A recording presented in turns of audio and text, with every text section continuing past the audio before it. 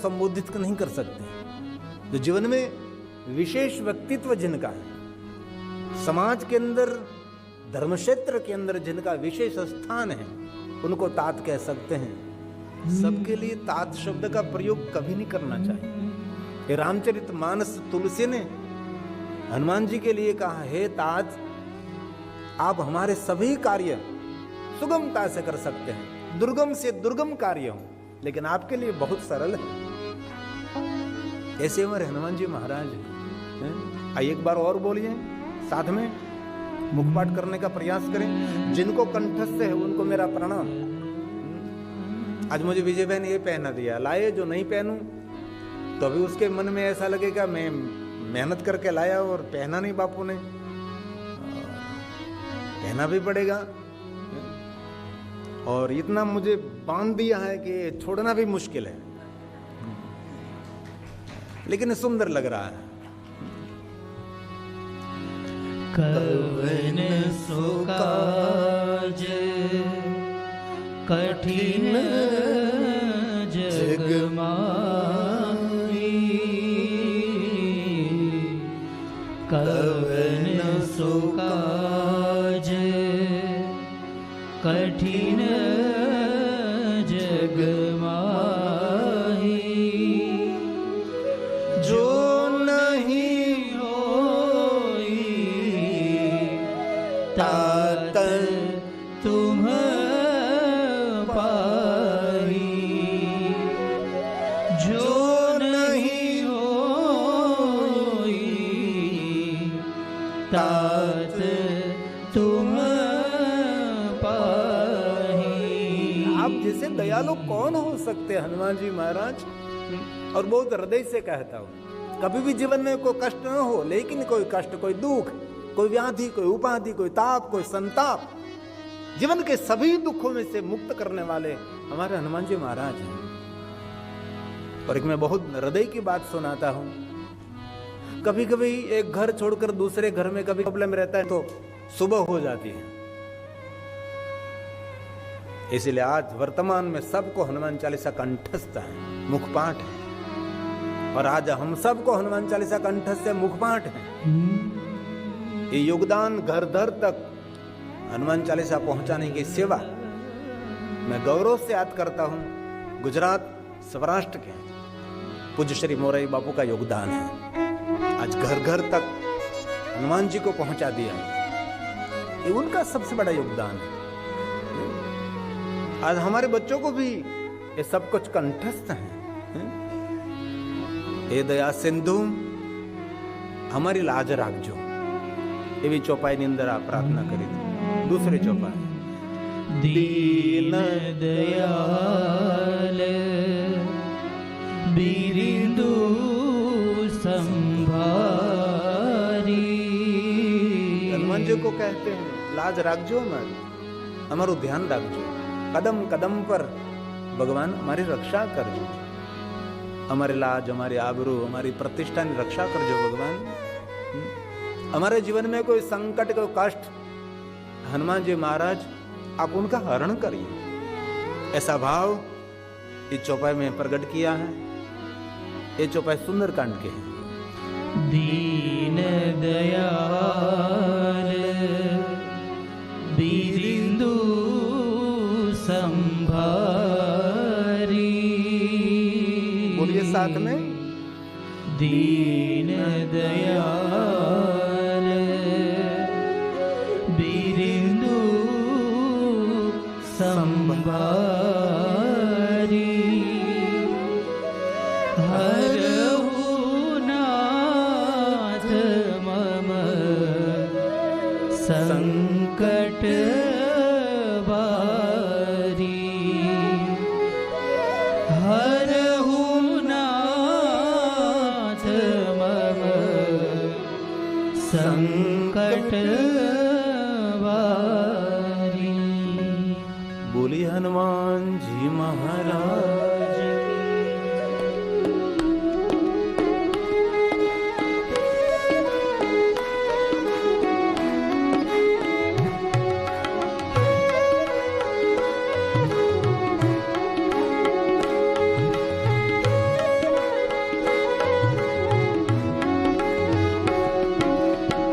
अंजनी ना जाया हनुमान के समरू बजरंगी तमें अंजनी ना जाया हनुमान के समरू बजरंगी मारुति नंदन केसरी नंदन मारुति नंदन केसरी नंदन अंजनी ना जाया हनुमान के समरू बजरंगी तमें अंजनी ना जाया हनुमान के समरू बजरंगी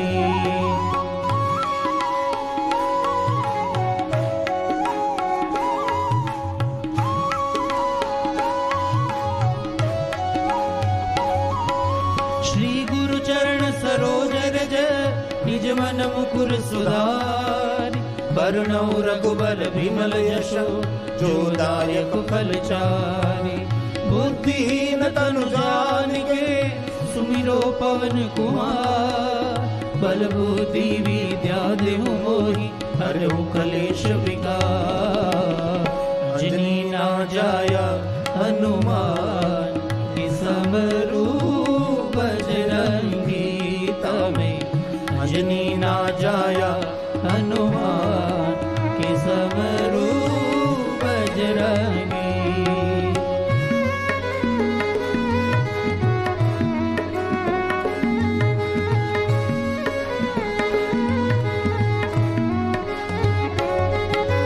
जय हनुमान ज्ञान गुण सागर जय कपीश तिहु लोक उजागर राम दूत अतुलित बल धामा अंजनी पुत्र पवन सुत नामा महावीर विक्रम बजरंगी कुमति निवार सुमति के संगी कंचन वर्ण विराज सुवेशा कानन कुंडल कुंचित केशा अंजनी ना जाया हनुमान के समरू बजरंगी तमें अंजनी ना जाया हनुमान के समरू बजरंगी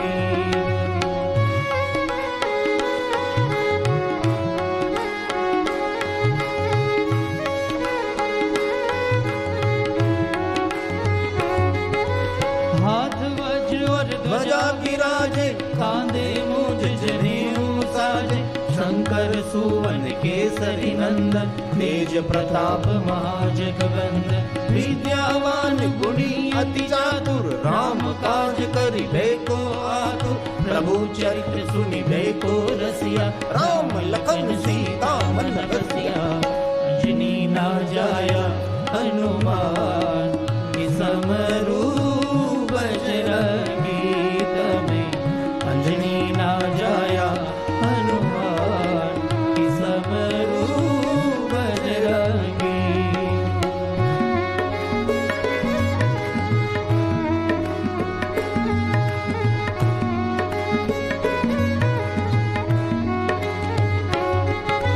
सूक्ष्म रूप धरि सिंह दिखावा विकट रूप धरि लंक जरावा भीम रूप धरि असुर सहारे रामचंद्र के काज सवार लाए सजीवन लखन जियाए श्री रघुवीर हरष उर लाए रघुपति की बहुत बड़ाई तुम मम प्रिय भरत सम भाई अंजनी ना जाया हनुमान के समरू बजरंगी तमें अंजनी ना जाया हनुमान के समरू बजरंगी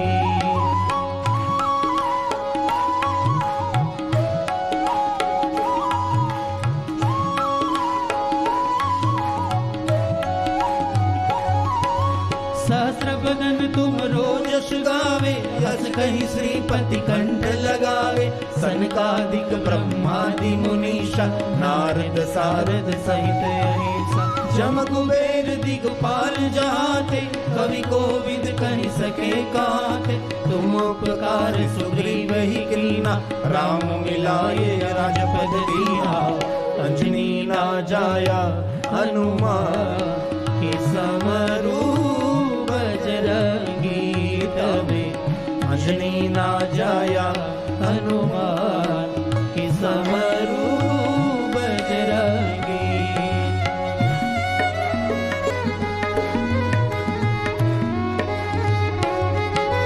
तुम्हारो मंत्र विभीषण माना, लंकेश्वर में सब जग जाना। जोग सहस्त्र जो जन पर भानु, लीलो ताहि मधुर फल जान। प्रभु मुद्रिका मिल मुख माही, जलति लांघ गए अचरज नाहि। दुर्गम काज जगत के जेते, सुगम अनुग्रह तुम्हारे तेरे।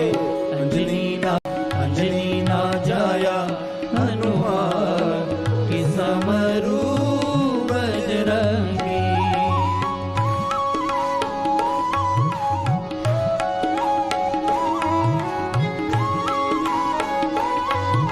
साथ में बोलने का प्रयास करे भाव से। राम दुआरे तुम रखवारे, होत न आज्ञा बिनु पैसारे। सब सुख लहे तुम्हारी शरणा, तुम रक्षक काहू को डरना। आपन तेज सहारो आपे, तीनों लोक हाँकते कापे। भूत पिशाच निकट नहीं आवे, महावीर जब नाम सुनावे। अंजनी ना जाया हनुमान के समरू बजरंगी तमें। अंजनी ना जाया हनुमान के समरू बजरंगी।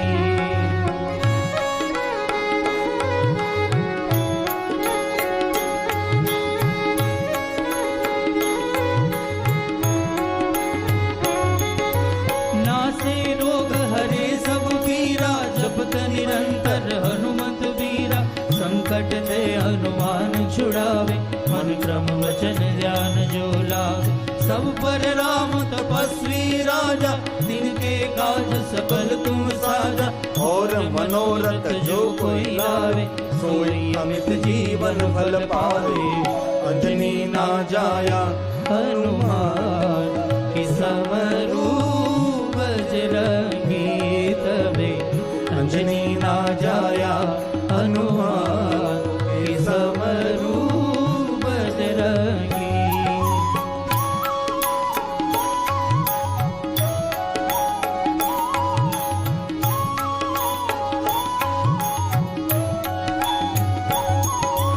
चारों जुग प्रताप तुम्हारा, हे प्रसिद्ध जगत उजियारा। साधु संत के तुम रखवारे, असुर निकंदन राम दुआरे। अष्ट सिद्धि नौ निधि के दाता, असवर दीन जानकी माता। राम रसायन तुम्हारे पासा, सदा रहो रघुपति के दासा। अंजनी ना जाया हनुमान के समरू बजरंगी तमें। अंजनी ना जाया हनुमान की समरू बजरंगी।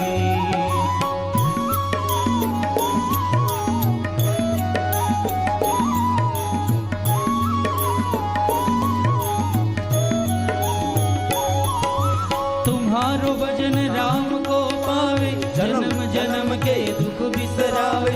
अंत काल रघुवरपुर जाई, जहाँ जन्म हरि भक्त पाई।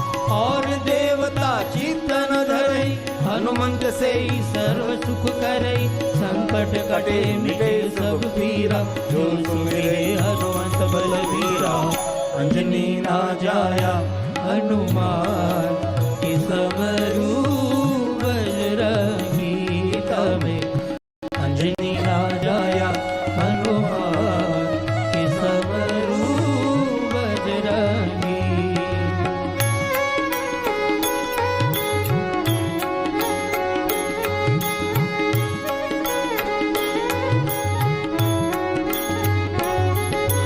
जय जय जय हनुमान गोसाई, कृपा करो गुरुदेव की नाई। जो सत बार पाठ कर कोई, छूटे ही बंदी महासुख होई। जो यह पढ़े हनुमान चालीसा, होई सिद्धि साखी गौरीसा। तुलसीदास सदा हरि चेरा, जय नाथ हृदय मारेरा। अंजनी ना जाया हनुमान की समरू बजरंगी।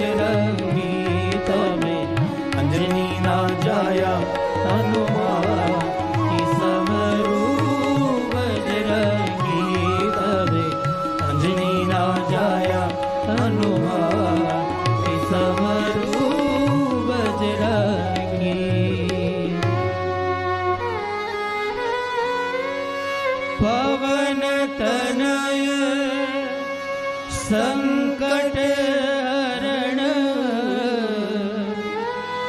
मंगल मूर्ति रूप राम लखन सीता सहित हृदय बसहु सुरभू।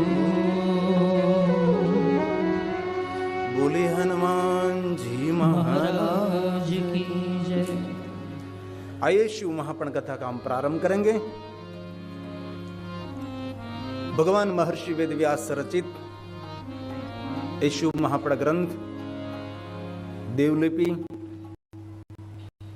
हमारे ऋषि मुनियों की भाषा और देवताओं की वाणी ये संस्कृत में है, लेकिन मेरा देश भारत देश है, हमारे देश की राष्ट्रभाषा हिंदी है और मेरी मातृभाषा गुजराती है। इसलिए मदर टंग मातृभाषा की भी थोड़ी सेवा करता रहूँगा और ज़्यादातर मैं कथा हिंदी में कहने का प्रयास करूँगा। क्यों? ये कथा हमारे गिरी बापू ऑफिशियल यूट्यूब चैनल में प्रसारित हैं, इसलिए गुजरात से बाहर और बहुत सारे देश देशांतर में और गिरी बापू ऑफिशियल यूट्यूब चैनल के माध्यम से और बहुत सारे चैनलों के माध्यम से दूर दूर कथा पहुंचती हैं। गुजराती भाषा हमारे लिए सरल है, लेकिन जिनकी मातृभाषा गुजराती नहीं है उनके लिए इतनी सरल नहीं है। इसलिए कोई कोई बात मैं जरूर गुजराती में कहने का प्रयास करूंगा। ज़्यादातर कथा हमारे देश की राष्ट्रभाषा हिंदी में रहेगी। इनमें 7 संहिता 24,000 श्लोक हैं और भगवान महादेव की महिमा से भरा हुआ ये दिव्य ग्रंथ है। महादेव के भक्तों के लिए शिव भक्ति का मार्गदर्शन करने वाला कोई श्रेष्ठ ग्रंथ है तो शिव महापण ग्रंथ है। कोई भी शिव भक्त है उसको एक बार शिव महापण ग्रंथ का पाठ करना चाहिए। जो कोई मनुष्य एक बार संपूर्ण पूर्ण शिव महापण ग्रंथ का पारण करते हैं सजीवन मुक्त उच्चते। ये मनुष्य जीवित हैं तो भी ये जीवात्मा मुक्त जीवात्मा है। इसलिए बहुत सारे शिव भक्तों ने संपूर्ण शिव महापण ग्रंथ का पाठ किया होगा, पारण किया होगा।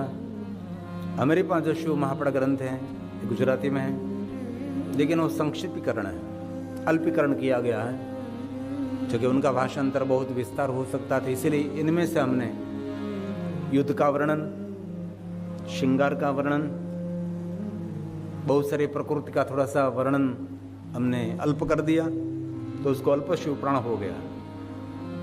इनमें ऋषि मुनियों ने बहुत सारा श्रृंगार का भी वर्णन किया है और युद्ध का भी बहुत लंबा लंबा वर्णन है।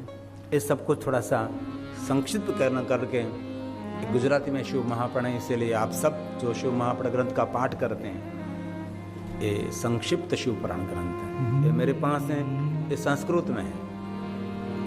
तो एक एक श्लोक मनुष्य के लिए आशीर्वाद का स्वरूप है। एक एक श्लोक महादेव की वंदना है। एक एक श्लोक मनुष्य की कामना मनोकामना पूर्ण करने वाला श्लोक है। सभी श्लोक तो मैं आपके समक्ष गा सकता हूं, लेकिन सभी श्लोक मैं नहीं गाऊंगा। लेकिन मैं जो आपको कह रहा हूं इसमें कुछ आधार स्वरूप साक्षी स्वरूप कोई श्लोक हैं उसको मैं गाने का प्रयास करूंगा। जो कोई सिद्धांत मुझे समझाना है, मेरे श्रोताओं को मुझे कहना है कि ये बात कल्पित नहीं है, बनी बनाई बात नहीं है, तो उड़ती हुई बात मैं पकड़कर आपके समक्ष में नहीं कह रहा हूं। जो कुछ मैं आपके समक्ष कह रहा हूं सब कुछ भगवान महर्षि वेदव्यास जी का प्रसाद है। मैं एक साक्षी हूं, मध्यस्थी हूं और एक शिक्षक का काम करता हूं। ऊपर बैठने की एक व्यवस्था है, एक सम्मान है। मैं आपके समक्ष जो कुछ महादेव के बारे में कहने का प्रयास करूंगा ये सब कुछ भगवान महर्षि वेदव्यास का प्रसाद रहेगा। और मैं कैसे सरल से सरल हो सके, ऐसा प्रयास करके आपका चित्त, आपका मन, आपके मन के तरंग भगवान महादेव के चिंतन में, भगवान महादेव के मनोमंथन में तो निरंतर ये समर्पित रहें, ऐसा हमारा प्रयास रहेगा। भगवान की कथा तो बहुत लोग सुनते हैं, लेकिन इनमें से कोई चुनते नहीं है, बस श्रवण करते रहते हैं। और मैं एक बात का गौरव करता हूं, इंग्लैंड में और कोई है कि नहीं पता मुझे नहीं, लेस्टर में दूसरा कोई है मुझे पता नहीं, लेकिन पूरे लेस्टर में मैं सालों से देखता हूं ये हमारा रौनक रोज भाल में भस्म का त्रिपुंड करता है। और बहुत लोग उनके साथ, यहाँ के लोग ब्रिटिशर पूछते कि ये क्या है, तो उनको समझाने का प्रयास करते हैं। हमारा हमको गौरव होना चाहिए, हमारी परंपरा का गौरव होना चाहिए, हमारी सनातनी परंपरा का गौरव होना चाहिए, हमारे ऋषि मुनियों का गौरव होना चाहिए। लेकिन हमारी सनातनी प्रजा और हिंदू प्रजाओं में ये बहुत कम देखने को मिलता है। जो गैर हिंदू हैं उनको कोई उनका अनुसरण करने में कोई उसको शर्म नहीं लगती, लेकिन हमारे सनातनियों को अपने धर्म का कोई भी चिन्ह लगाना उनके लिए बहुत लज्जा लगती है उनको। और हमारी 2 बेटियां भी हैं, मैं बहुत सालों से उसको भी देखता हूँ, वो भी भाल में भस्म का त्रिपुंड करती हैं। कोई बात नहीं, भस्म का त्रिपुंड न कर सके, बिंदी न कर सके, कम से कम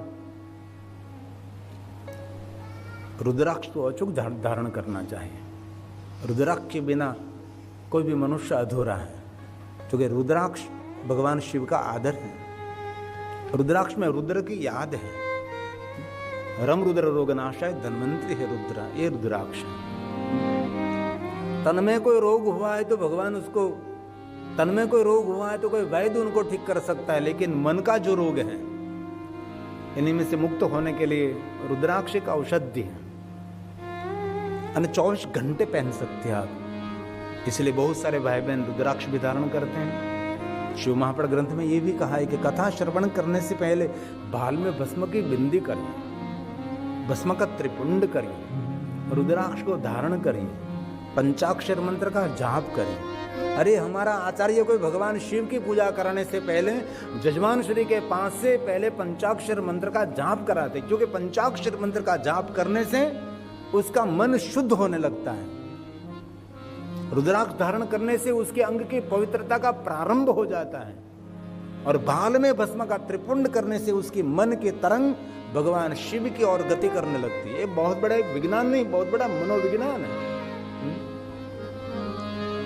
कभी आप विचारों के ट्रैफिक में फंस गए, क्योंकि रोड का तो ट्रैफिक में से निकल सकते हैं, लेकिन विचारों के ट्रैफिक में से निकलना बहुत मुश्किल है। आजकल रोड पर ट्रैफिक कम है, लेकिन विचारों का ट्रैफिक बहुत है। हर कोई व्यक्ति विचारों से उलझा हुआ है। किसी को भी मिले, बच्चा तो विचार कर रहा है, किशोर भी विचार कर रहा है, युवान भी विचार कर रहे हैं, और वयोवृद्ध लोगों के पास तो विचारों की कोई कमी ही नहीं, और कुछ काम नहीं करते, विचार करते हैं।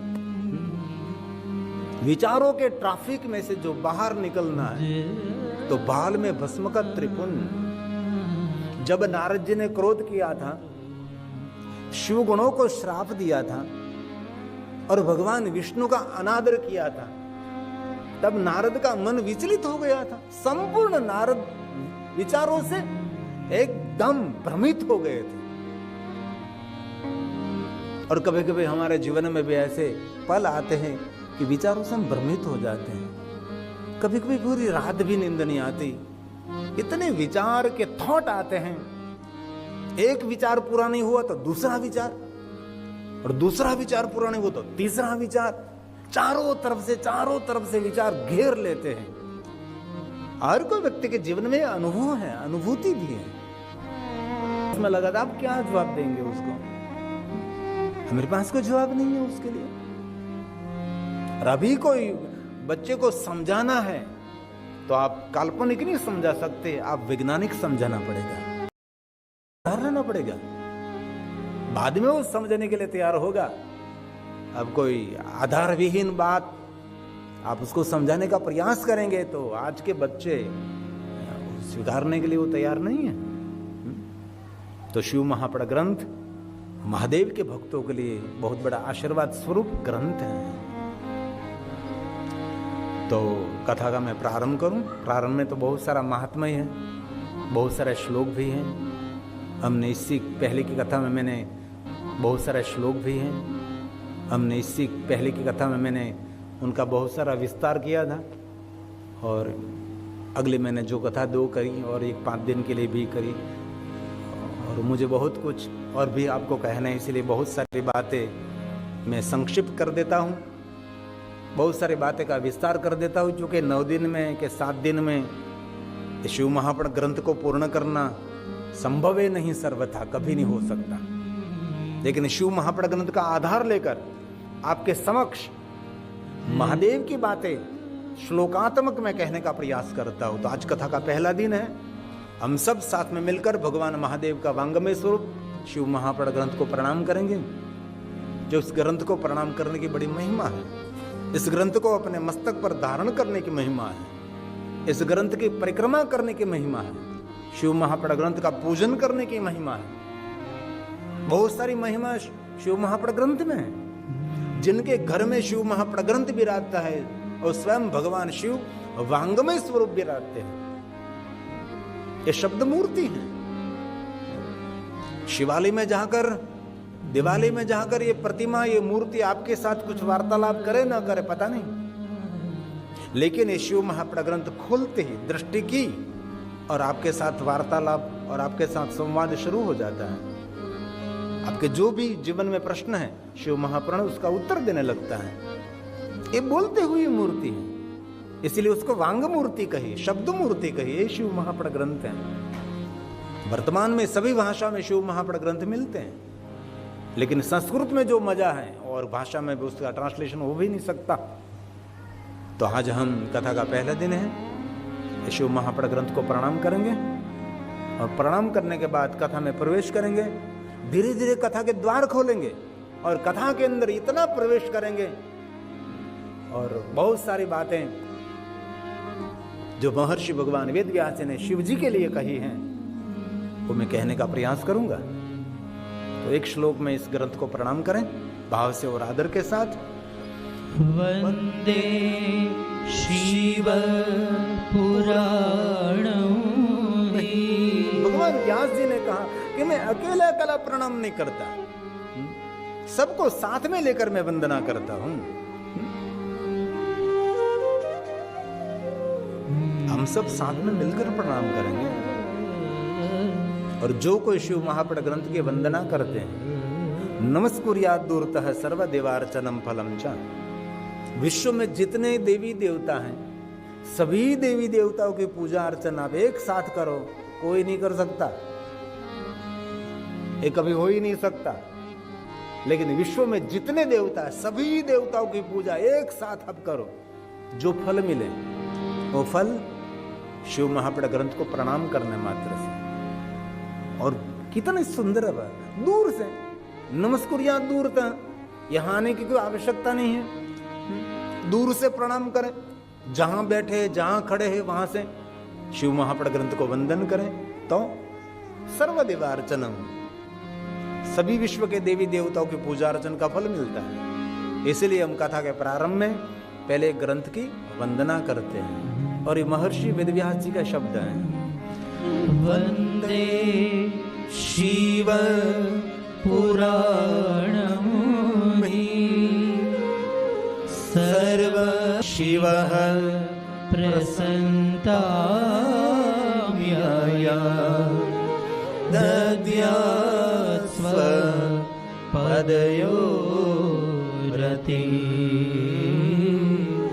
दद्यात् स्वपदयोरति। हे भगवान, प्रसन्न